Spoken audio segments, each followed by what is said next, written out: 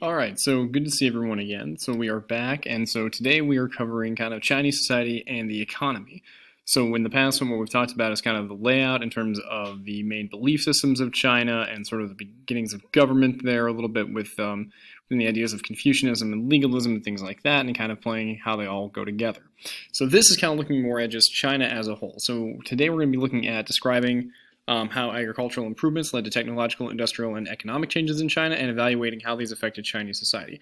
So we're going to see some tie-ins going back all the way to the beginning of the school year when we talked about those characteristics of civilization, and how once you have, kind of hit that point of agricultural stability, you can start doing other things. And this is where we see that impact here in China, both on the economy and on society as a whole, in terms of the way in which society develops, treatment of other people, and things like that. So we're going to kind of carry over that as much as we can today.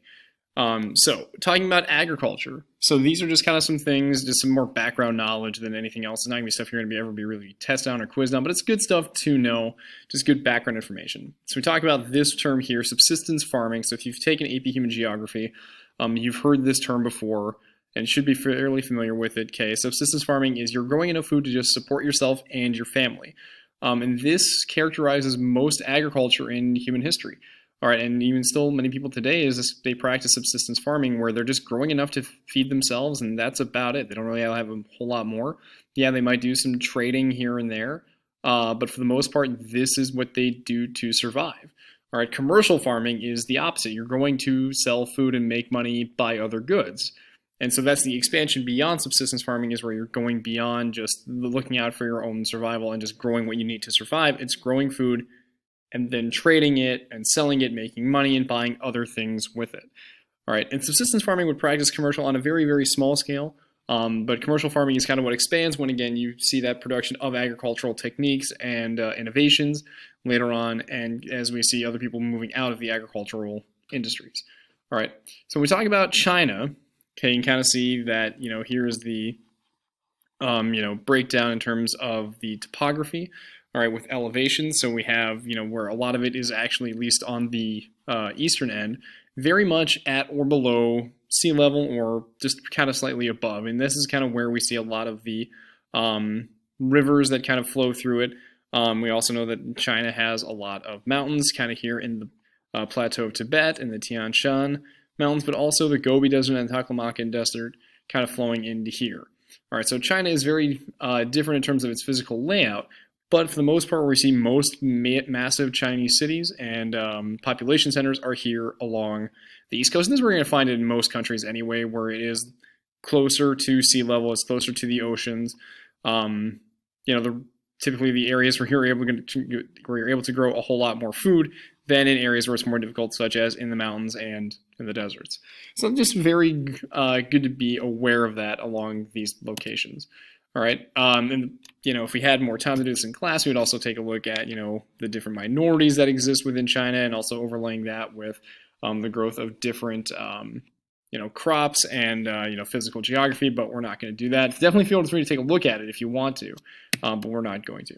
So the big key to China's growth, kind of, again, this goes back before our 1200 time period, but it's very important to be aware of and understand the why, and that is Champa rice. All right. And this is the fast-growing millet rice that comes out of Vietnam. That's initially where it starts. So as China is expanding or trying to expand its military and political power into other parts of Asia, more into Southeast Asia, on exploration, they figure out that Champa rice grows faster and better than other types of crops.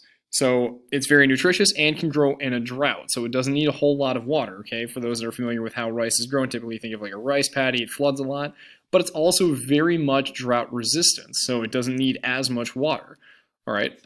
Which it really helps to kind of expand your food supply, all right? It ripens quickly, and so it doesn't take as much time to actually need to be harvested. So that means that, for half of the year you can grow Champa rice, and the other half you can grow others. And so this leads to more specialty foods. It leads to the growth of more and different types and different varieties of food and crops being grown throughout China once it's brought into, southern China, central China, and then into northern China.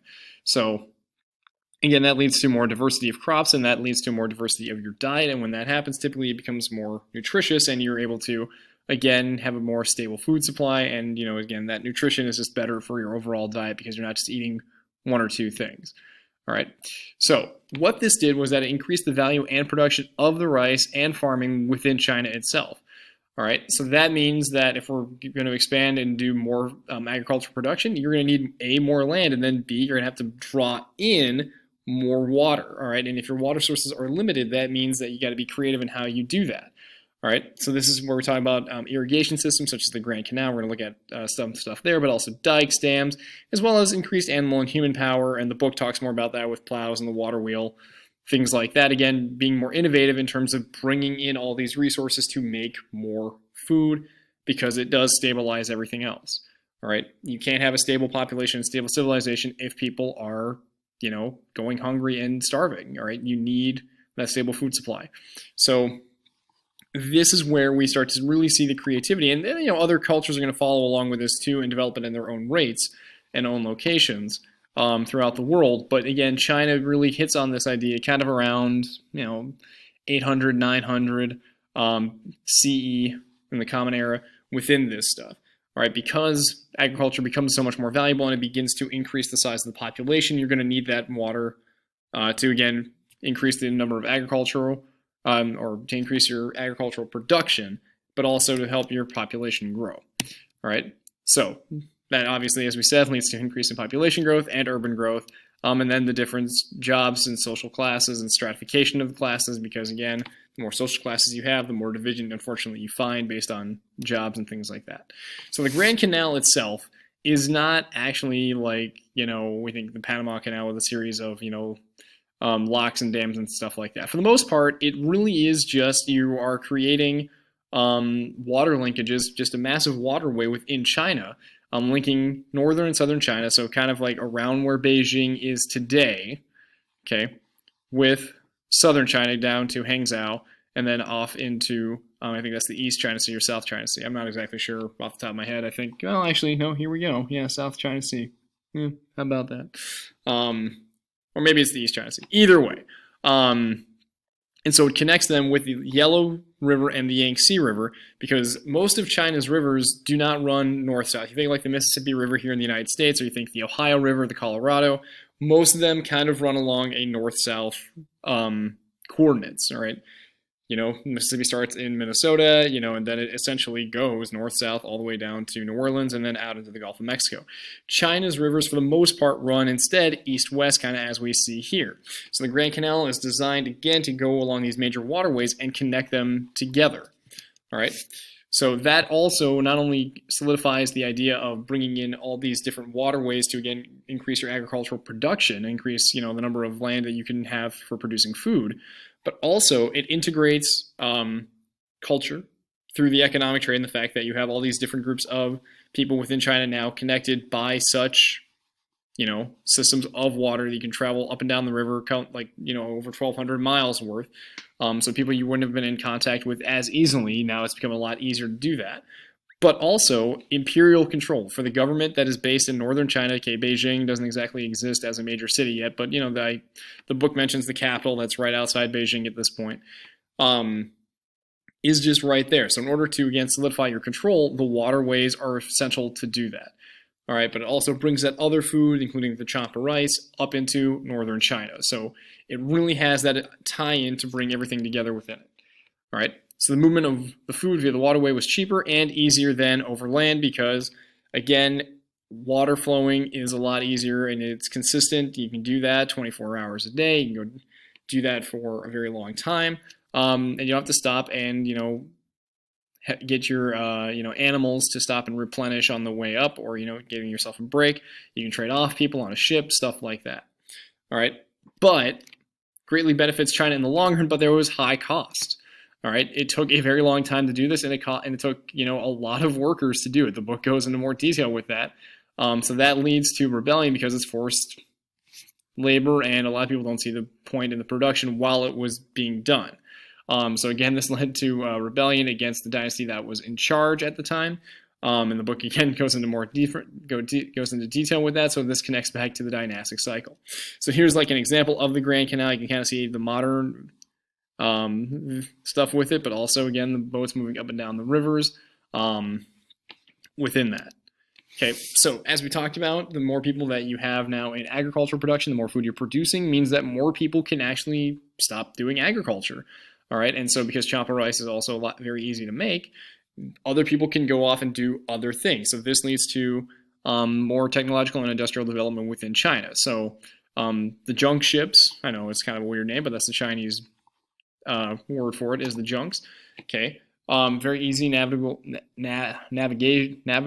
Either way, easier to navigate along the rivers and along the coastlines within China, down to Vietnam, going up and down the East and South China Sea, going into Indonesia, also to Japan and Korea, and expanding more and more trade. Around this time, the Chinese also developed gunpowder. The book, again, goes into more detail with that. I think it's more of a fun story there, talking about probably that it was an accident while they were trying to search for the famed Philosopher's Stone or the ingredients to long life or alchemy.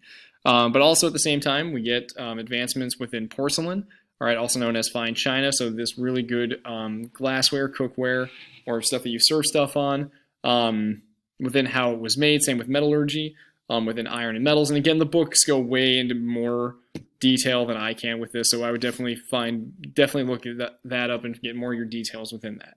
But again, without that agricultural improvement, you probably don't see this advancement happening, at least not for a longer period in time within China. And then this is stuff that people in neighboring areas want to get a hold of. Gunpowder, okay, metallurgy within iron and metals, but also porcelain. This is stuff that people want to trade and have connections with because they figure that this stuff is more valuable than what they have, and they're willing to trade their valuables for China's valuables. Okay. So we're going to hopefully, we'll see, we got 3 minutes left. We'll talk about, actually, no, we'll stop here. And then we'll pick it back up with the written word and paper money, and we'll finish it up with the patriarchy and the foot binding, because I don't think I can cover all that stuff in 3 minutes. So make sure, again, to look more in detail in the book on these things within these developments. Within the Grand Canal, again, there's more specifics in there, but hopefully this covers a lot of the more basic stuff and how that improvement, helps lead to a stronger, more powerful China and more united China. All right. So hopefully this gives you kind of that background. But if you have questions, always, of course, let me know. But also make sure you're reading the text as well. So pause it there.